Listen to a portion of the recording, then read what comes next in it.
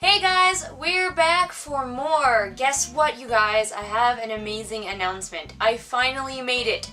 Finally made it to 300 subs. Which I know to many people does not seem like a lot, but I have been sitting in the mid to high 200s for a long ass time. Every time I would get to like in the 290 area, it'd go back down. And I thought I was never gonna get to 300. Like, I have been in the mid 200s for a year. It took a really long time. So to me, that's a big deal. My cats are here to celebrate. There's actually two cats here. One to move my camera and one to be cute on camera. As a reward to myself and you guys who subbed to me, we are going to look at some of my old stuff. This can only be good. So a lot of you who actually watch my videos probably know that I have been writing and illustrating for my entire life. And so there is a lot of crappy writing in my past, which is probably better left in my past, but we're not gonna leave it there. Jane keeps poking me with his wet nose because I'm not petting him. Oh, I forgot to share my shirt. This is the shirt that I'm wearing today that my husband got me, and it is amazing. He knows me so well. He is my boo. Okay, so my old writing. It just so happened that at about the same time that I hit 300 subs, frickin' finally, my mom stopped over with a paper bag full of a bunch of my old stuff, and you will never believe it, you guys. Inside it was that book, my very first book, The Pencil, that I wrote when I was like 4, and it's gonna be amazing. And I'm saving that one for last because we're gonna look at some of my other stuff. She brought over a whole bag full of my old stuff, so we're just gonna dig right in. I don't even really know what's in here. Unreasonably pumped is where I would put my level of excitement right now. Okay, so first we got this yellow folder just full of my writing. Let's see what's in here, shall we? First we have an excerpt from a romance book that I wrote when I was probably 15 or 16, I feel like. I don't write much romance, but I took a stab at it. Basic plot was I was sick to death of all of the stories about an arranged marriage where the girl doesn't want to marry the guy that she's arranged to marry, and so she runs off and falls in love with some hot farmer or something like that. And so in this story, she ends up actually falling in love with the guy that she had the arranged marriage with. Let's just read a little bit of this random excerpt that I tied together, and I was entered in a competition, probably, or something. Lady Una and her friends grew bored or hungry and wandered back to the food. James, the love interest, heaved a sigh, and Alice, the main character, swiftly removed her arm from his. "Can I go?" "For now," James said, scanning the crowd. "I'll need you later, though, when I present you to everyone." Alice stomped away. He was going to present her like some prize to the people, ? Exclamation point. Because that's how you punctuate. This is also a little bit of a fantasy story since I didn't want to try and do anything historical. She spoke a little of their language, but she hoped they spoke some English, because English is in this fantasy world. So there you go, that's just a little excerpt from this. She hates James, her love interest, and then she falls in love with him, and she has an autistic sibling, which is something that I put in here. There are good elements to this story. I will probably never rewrite it, but there's some stuff, okay? Then I tried to write some poetry,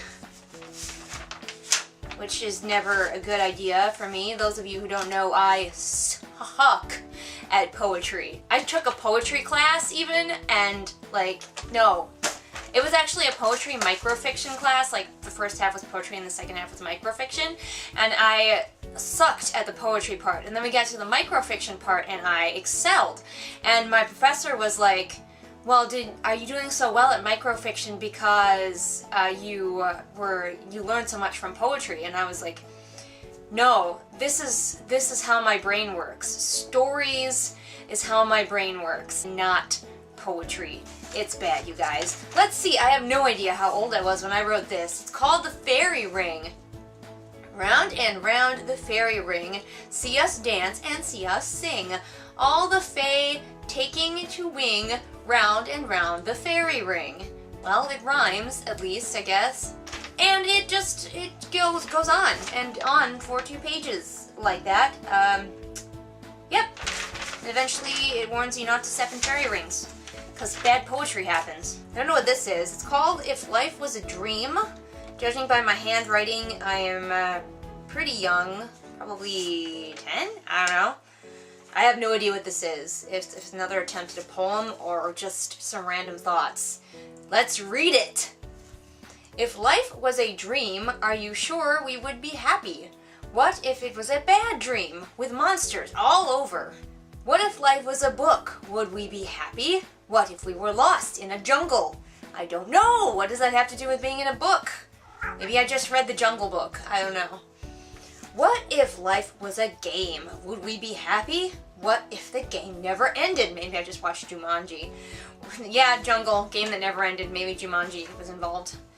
What if you never won? I think it is not safe to say life is but a dream. Oh, this is like an essay. Life is an open book, or life is just a game. No, instead, let us say that all the world's a stage, for no one really dies while acting, spelled with a K. And if the play was a bad one, we could end it with a word. Good grief, I hope I was young when I wrote this. Just kind of leave that over there. Here's another poem. I'm not going to read it to you because I think you've had enough of my shit poems, but here's an example of a drawing at the bottom of a knight. I think he looks pissy. Good grief, I have a lot of shitty poems in here. The Adventure of the Tongueless Warrior. Anna of the Castle by the Lake. Oh, this one's a short story, I think, or part of one. There's a lizard man in it.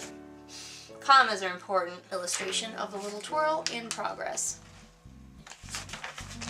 No idea. I have no memory of this. Oh, but it's a love story. Raphael apparently is her love interest, and he has bright green eyes and a wolf-like gait. Don't know how that works.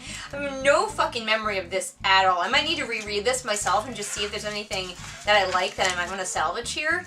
This is a sizable thing that I hand wrote, and I don't know what it's about, except for probably romance and putting on dresses. Now we're going to look at one of my longer stories that I don't really remember much about. I don't know how old I was, but here's the front cover. I was really into anthropomorphized animals. Still am, but I drew a lot more and wrote a lot more. I do remember that I did enter this one in a contest of some kind, and it did not score as well as I had hoped, and as I recall, that was primarily spelling and grammar issues. I do remember the emotions that I had about this book. I don't remember much anything else, but I do remember that I thought it was really good, and I was very upset that it did not do well in the contest that I had entered it in. But let's just, oh, there are illustrations throughout. Look at that. Okay, that's not bad. That's decent. Okay, so I'm just gonna open this to a random page and read some. Oh, this is a bad place to start. Maybe you should sleep on top, giggled Deer until he saw the look she gave him. Yeah, Coyote and Deer. I ship it, they're right on the front. Did she know I was going to this place? Said Coyote, putting her face in her paws. Deer soothed her coolly. Don't worry, Coyote, you always worry so much. The next day found the Woodlanders looking not at all like the scruffy country bumpkins that had been doused in soapy water just the last night. Though they felt itchy and clothing-laden, some had taken the hint from Coyote and Deer and had worn their fencing tunics down to breakfast. Jane is now sitting on all the papers I put on the floor because he's a cat. Coyote and the other Woodlanders walked off solemnly to their first day of learning to be civilized creatures. Their first class was writing and reading. Coyote sat down at her desk, nervously wondering what reading and writing would be like because no one in her family could do it. Oh, the cat teacher is supposed to be French. I am Mies Cat, and I will be, she might be German, will be Your teacher. Okay, I'm gonna stop here. Basically, I'm remembering now, Coyote and her woodland friends, there's a raccoon, an otter, a mouse, a deer, and a dolphin, go to this boarding school and have to learn to be civilized, and they encounter, you know, bullies, and they deal with issues like that, and Coyote has to sword fight, I'm pretty sure, at some point. And, here they are having a Three Musketeers moment. I don't know how old I was, but you know, that's not the worst. That's not the worst. I still think it should have won whatever I was trying to win. Now we're gonna look briefly at a graphic novel I attempted to write when I was about 13, I believe. Oh, if you want to see this in its entirety, I believe I do have it on my author page on Facebook. Future me, find out if that's true. It's called Taurus Silverblade, and I wrote it when I was about 13, like I said. And it's about a farm girl. Evil comes to her land, kills her mother, and she has to set out to defeat the evil. And it's bad. It's bad. I have not even tried to do a graphic novel since. I don't have the patience to draw the same character over and over again, and although my character stayed on model pretty well, like it was clearly her in every frame. It was the story was not good, and stuff just happened. Runs into a dragon, and the dragon gives her a flying horse. Because every girl needs a flying horse. But I was extremely proud of this when I wrote it, and I believe it actually won some kind of award at the fair, where I would enter a lot of my art. Keep in mind that I was quite young. Okay, this is my favorite character. It's a rainbow, I believe named Fido. But she rides around on this rainbow for a while. And it has a personality of a dog, and it licks her on the face. I don't know how that happens. But yeah, that is Taurus Silverblade. If you want to read it, I'll probably try and get it up on my author page. It's special. Okay, you guys, you waited for it. Here it is, the very first book I remember writing when I was extremely young, The Pencil. First of all, the back cover's falling off. I'm just going to put it aside. First of all, the front, it's sewn together, by the way, which I'm sure my mother helped me with. The front has been vandalized. This is not what it is supposed to look like. This is almost undoubtedly the work of my brother, Ben, who's a stand-up guy, but it vandalized my book. And you can see his attempts to make me believe that I did this to my own book by writing E's all over it. Because my name is Emily, and so naturally I would write E's, but you can see my E there, and then his E's. This is just, I think we might be missing a page, but you can't really see it, but it starts out with a pencil, and it says he is happy. You can't really tell. See him draw. Drawing. He likes to draw. He draws things. Illustrated here, drawing a thing. That is definitely a thing. Hi, he says. He grew hands. Just no preamble to that. Just he grew hands. By the way, I was super young when I wrote this. And feet. He is an artist. So his transformation from pencil to human was very, very abrupt. Just hands, feet, artist. He drew a pencil. He drew many pencils. I just want you to take in this front view of a pencil that I drew. That is amazing. He ran inside. Oh, okay, spelling. Eat the pie, his wife said. So he ran home and he ate a pie. Given to him by his wife. Hi, Dad, said his son. Then the dog barked. Because he has a dog. Of course he does. Who do you think you're dealing with? I love dogs. Oh my, he said. Did he say it like George Takei? Oh my. What's going on? Said the girl. So she's not his daughter, she's just the girl who just is in his house, I guess. They all ate. Then danced and sang. Look at this, this is some champion dancing going on. Now have some pie. Feed the dog now. Yes, feed the dog now. See him eat. See him eat. See him eat. Run outside and play now. Okay, Mom. There's a swan for no reason on this page. Did the kids turn into a swan? Transformation just happens in this world. After a while, all of them came in. There's a clown on this page. I don't understand what either of these illustrations have to do with anything. But yeah. And brushed their teeth and went to bed. That is horrifying. Toothbrushing illustration there. A little bit horrifying. And then they went to bed. Good night. There's a moon. And that's it. Here's the back cover. It's the end, and it has my little library sticker on it.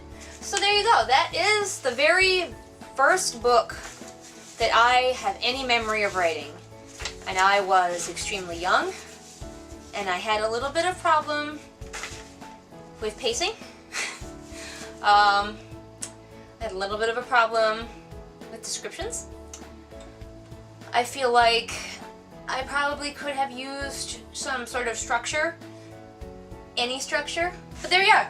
A tale of transformation, pie eating, and random clown illustrations. There you go. I hope this video was not too long. If I dig up more, I will definitely read more for you, especially if you can get me to 400 subs. If we reach 400 subs, I will try to find even more of my shitty old writing. I will read more of those shitty poems. Whatever y'all want. If we can reach that, that would be amazing. It'll probably take about 2 years, but that could happen. Anyway, thank you for listening. I will see you guys all again next time. Remember, I post new videos Mondays and Fridays/Saturday. If you're not seeing a new video from me, that means that YouTube is not showing it to you. So legit, either seek it out, go to my Facebook page where it will be posted, go to my Twitter where it will be posted, or my Tumblr. It will be there. Yeah. I'll see you guys next time with whatever I'm doing next time. Bye!